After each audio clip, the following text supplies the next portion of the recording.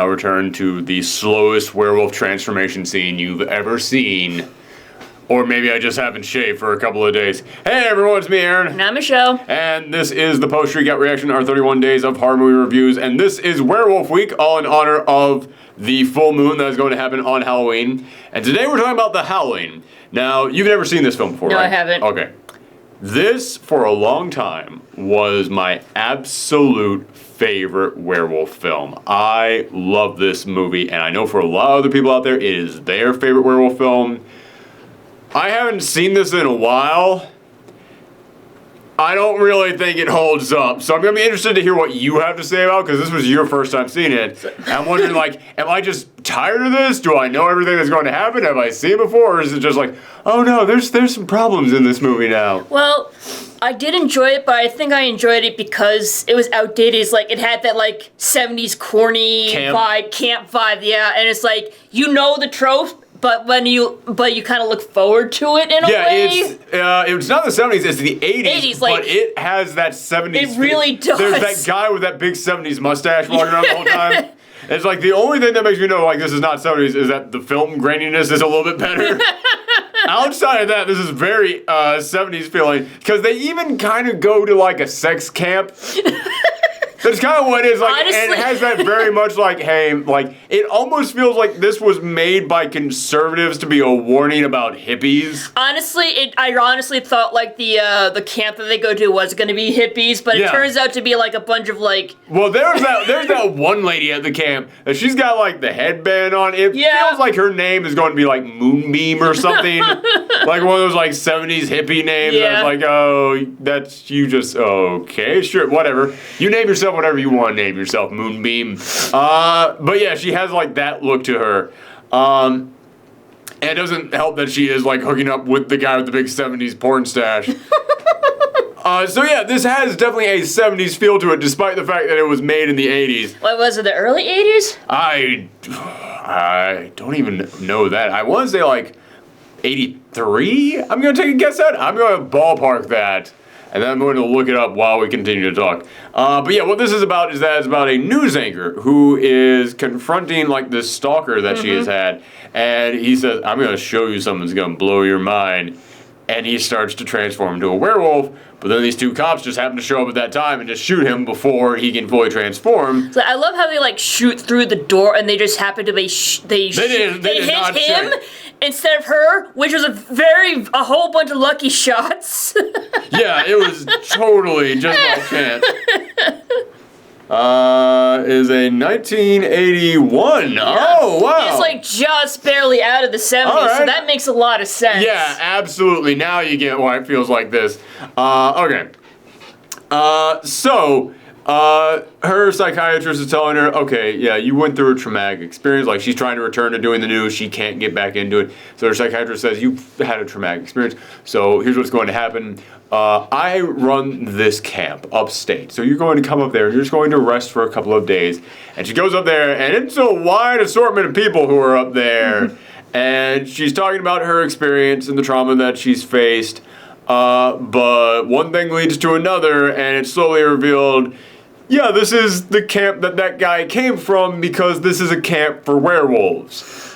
And they're essentially just trying to convert her, make her into a werewolf, but also like convert her husband into one. And then she's got some friends who are investigating this whole thing, which, man, I forget this guy's name every single time that he is in a movie. It's Dick something, I want to say.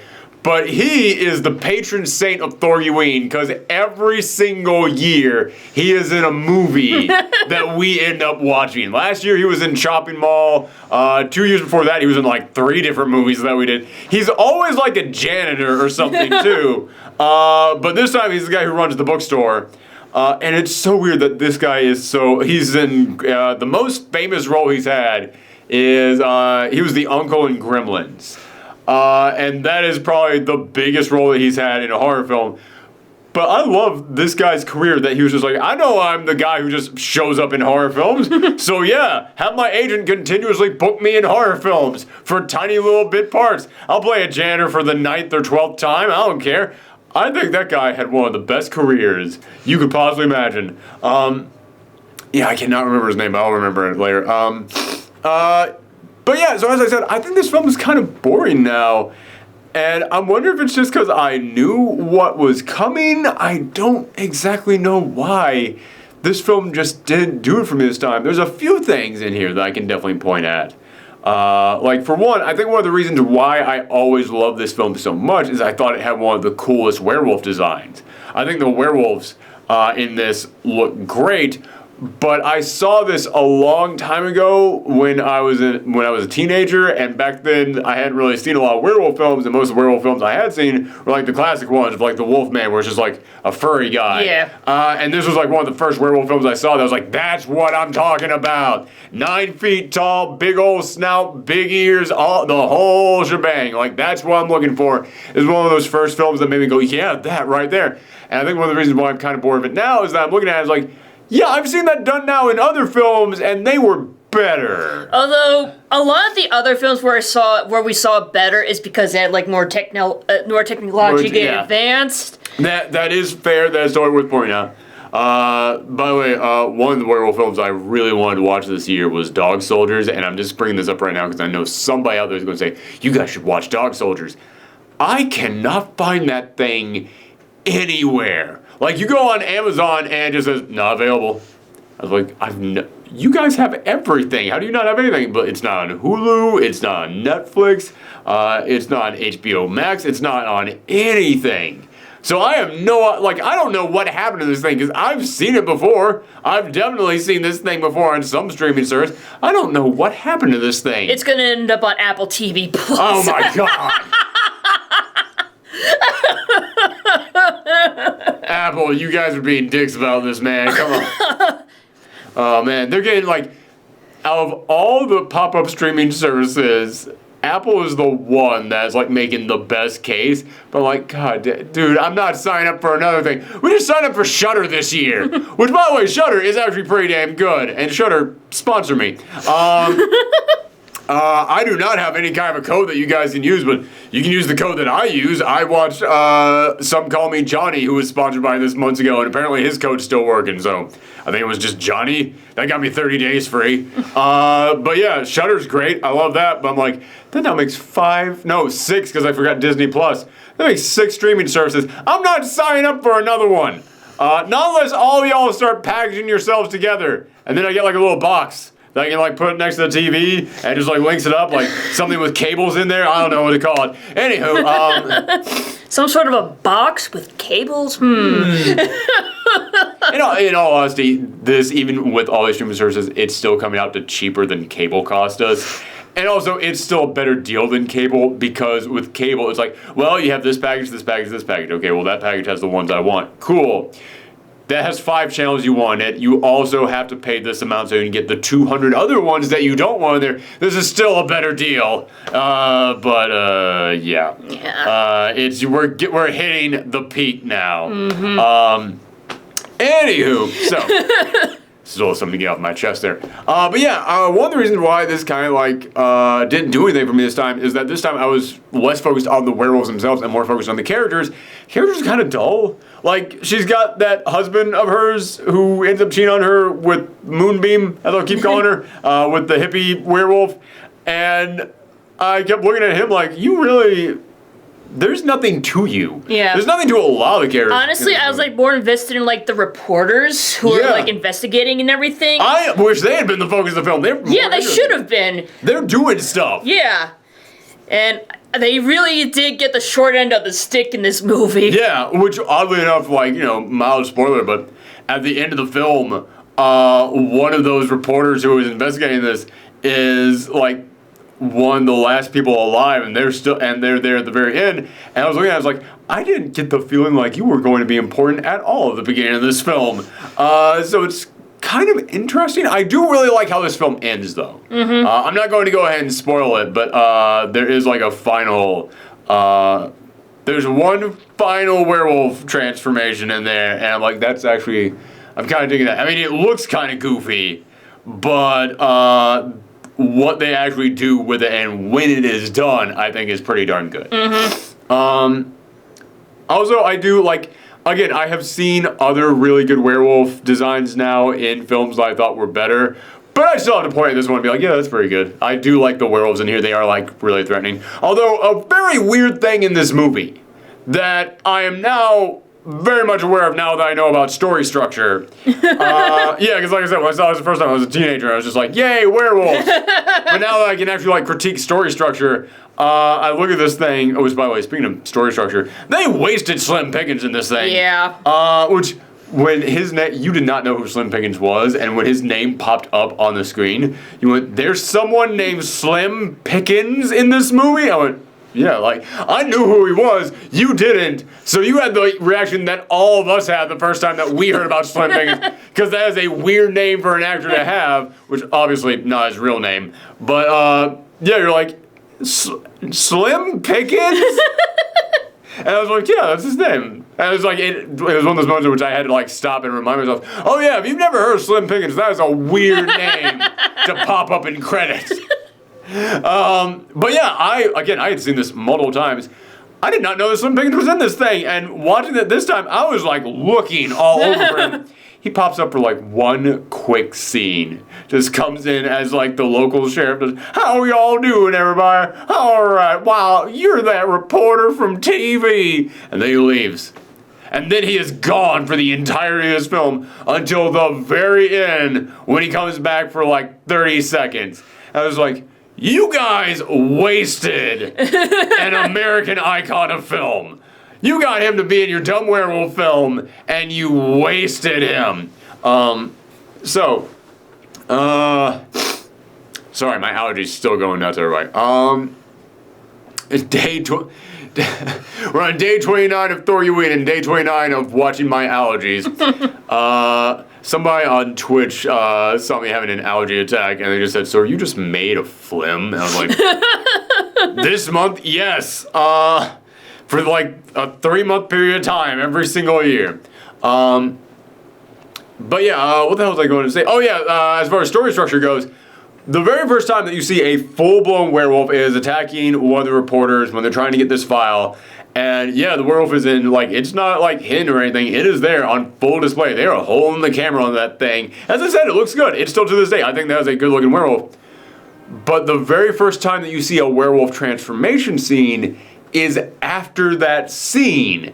And that transformation scene is long. Like, it is like, that snout coming out of their mouth. I mean, it looks good. I do think it definitely looks good. Yeah. But, like, you could have gone and run away and hopped in a cab and driven out of that place.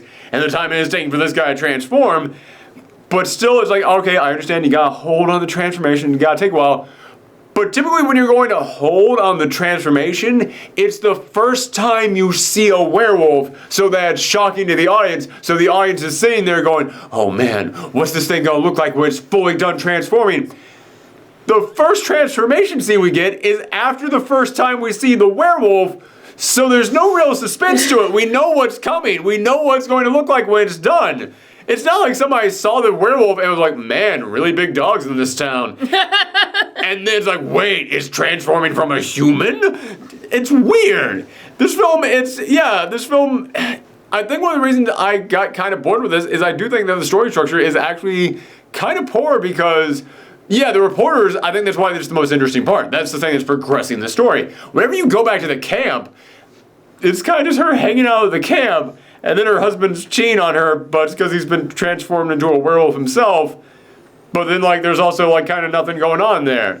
Then you get back to the reporters, and that's some interesting stuff. It's like, the thing I found interesting about this movie is, like, explanation of why the camp exists. It's like, basically, the doctor is saying, like, oh, we have to, like, blend in with humans, and we have to, like, disguise ourselves among them, but, like, everyone at the camp is like, we used to prey on humans, we need to get back to our roots and stuff like that, and I thought that was, like, a very interesting subject. I just wish they kind of went further into that. Yeah, there actually is some interesting stuff going on with the werewolves in here. Like, one of the first werewolf people you see here at the camp, he tries to jump in a fire to kill himself, and like, I can't keep doing this, I can't keep doing it, and like at the very end, when they're like actually fighting the werewolves, which that's a pretty that's a pretty good scene of them like having to escape from the camp. I did enjoy that.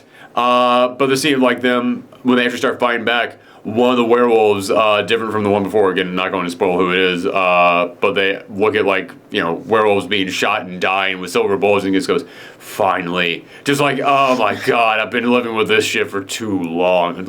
I kind of enjoy that too. Yeah, there is some interesting stuff going on with the werewolves. Like I like how their reaction to being a werewolf is like some of them accept it, others can't deal with it. So it's like, once again, I kind of wish we got into more of those characters and everything. Like, yeah, I found that stuff to be interesting as well. And we mentioned how it's a camp, that the camp is kind of there so they can just kind of like be free and be themselves.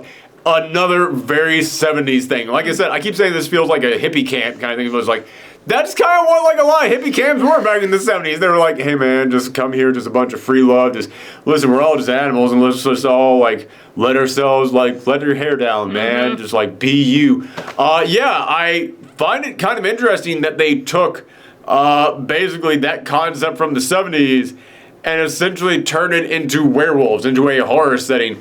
Because I find one of the most fascinating things about horror films is when you judge it against the time period that it came out. And looking at this back in 1981, you can totally see like a lot of where the critiques and commentary for this film came from. So I do still think, wow, you know what's weird? I came into this going like, oh yeah, I didn't really like it watching it this time. After getting to talk about it, I was like, no, there is still stuff in here that I enjoy. There's still some good stuff. If you like judge it as like a period movie, I guess. Oh, absolutely, yeah. Yeah, this is very much a period piece. So is the film that we're talking about tomorrow. But tush. All right, that'll make sense tomorrow. So, yes, what the hell was I going to say? Yeah, so even though I was kind of bored watching it this time, when I actually get into deconstructing it, it's like, you know what, this still holds up. This still is actually pretty good. I like it more talking about than I liked it watching it this time. But, again, this could just be because I've seen it many times before. If you haven't seen it, it's still a pretty darn good werewolf film. Especially if you can't watch Dog Soldiers. Why can I not watch Dog Soldiers anyway? But that is it. We only have 2 more werewolf movies. However, we have 2 other reviews of TV shows that were kind of topical and actually, came out around this time. So we're going to be reviewing those. You get a lot of post-Shriek Out reactions here in the final 3 days. So make sure that you come back later for those. And as always, happy Halloween. Bye.